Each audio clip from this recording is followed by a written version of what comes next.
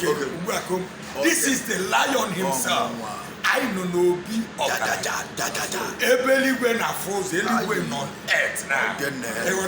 He's a pray in the show. One no one can name na watch here na Facebook clear. If for miracle odoganya. One no can we keep Pentecost. Oh yeah one. Iko wakowa. Ika na tarani ni gwe. Oh yeah one. Obu weekend na ejekwa ajopa kwa ya kwa wolu na okoko. Nweta ngini ugbo na okoko akwa gi. Akwa gi si fia na na. E chano mo ka na akobel na mmiri. O mo ke na akobel na mmiri gbanga. Ta gbala ogwo be mo.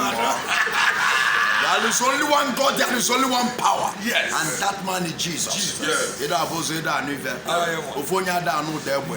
Person if I dey men will see. Yes.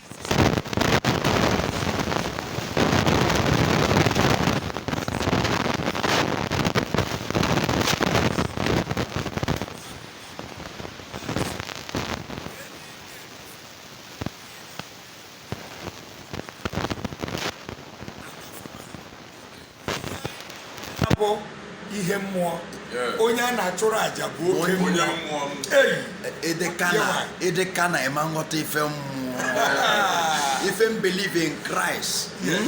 Practical proof. If you are like God, prove to me that you are the maker of heaven and earth, and he have shown me enough. He have been healing people practical. So if you say be all him sema jo babola ko wacha ka bo wa do no